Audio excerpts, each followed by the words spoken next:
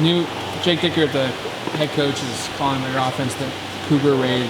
It's a different look of the air raid, more balanced. What have you seen from it, just preparing for it?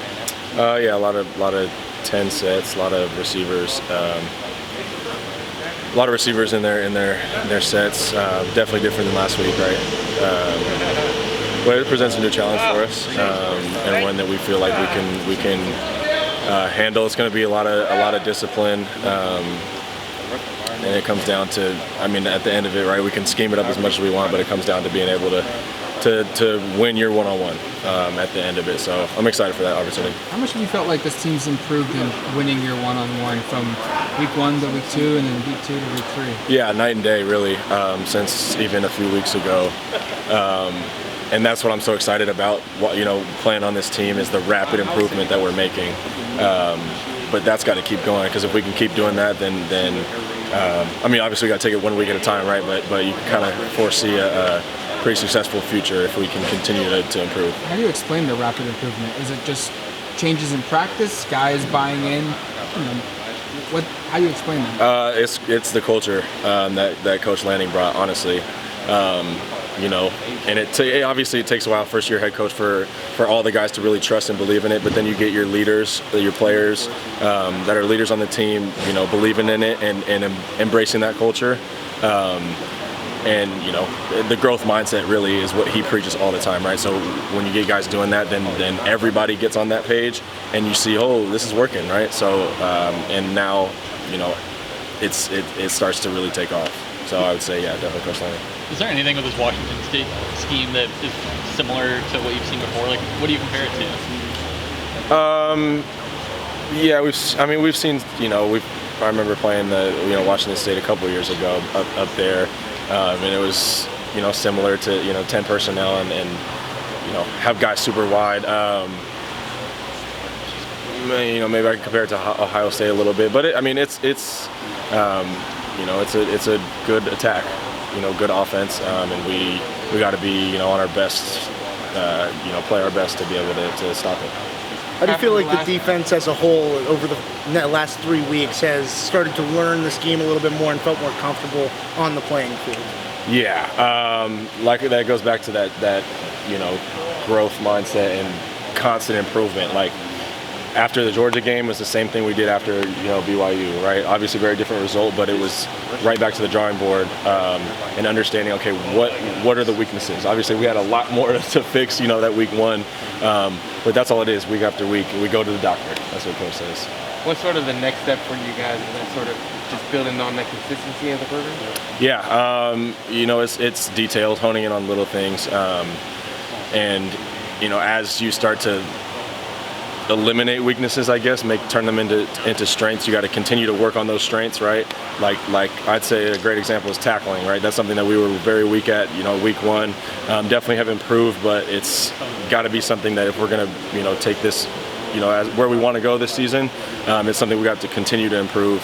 And so it's those type of fundamentals and things that we just have to keep working on. Having like a defensive-minded coach, obviously him leading Georgia defense last season with the national title. How important is it for you guys to be sort of that strong unit for this team? Yeah, I think it's definitely important. Obviously, focus is more on defense with that defensive-minded head coach, but yeah, I think it's important for the defense. But I think like in all areas, we are learning so much more about the game, right? And just different situations and stuff, and Coach Lanning has done a really good job of that.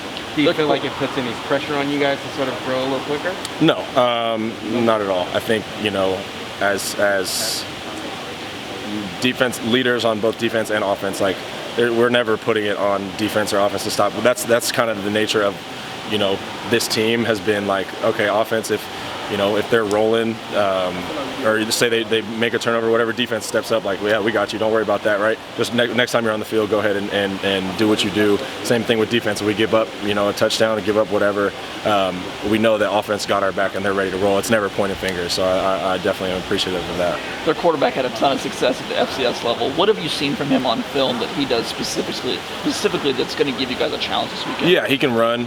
He's a real good athlete, can scramble, gets the ball out really quick, right? Has a quick release. and so that's something we definitely know. You know, he presents a lot of challenges. He has a great arm, but we think we can, you know, confuse him a little bit, give him some different looks, and you know, ultimately, if you can mentally and physically assault a quarterback, it makes it tough for them to play all game. Usually when a team opens league play on the road, one of the questions is, how are they going to handle step up in competition and on the road, yada, yada. You've played 2 ranked teams in non-con. How much do you feel like that's helped you guys for the league play now and for the environment you're going to face on Saturday? Yeah, you know, that experience definitely is helpful. You know, being there before, but that's where, like, for a lot of the new guys, you know, that maybe haven't played a road game. I mean, obviously we played at Georgia Right, which is a little bit of a different environment, but this is going to be hostile. And so it's up to, you know, the leaders on the team to be able to, you know, if anything gets out of hand, and they're going to make big plays, we know that that's going to happen.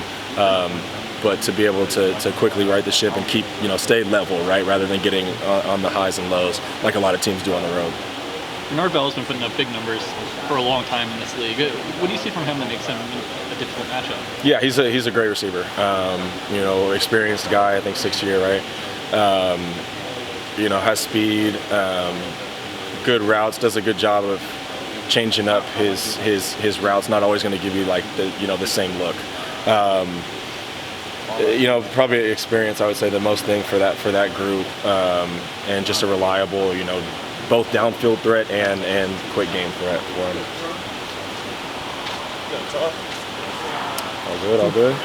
Thank you guys.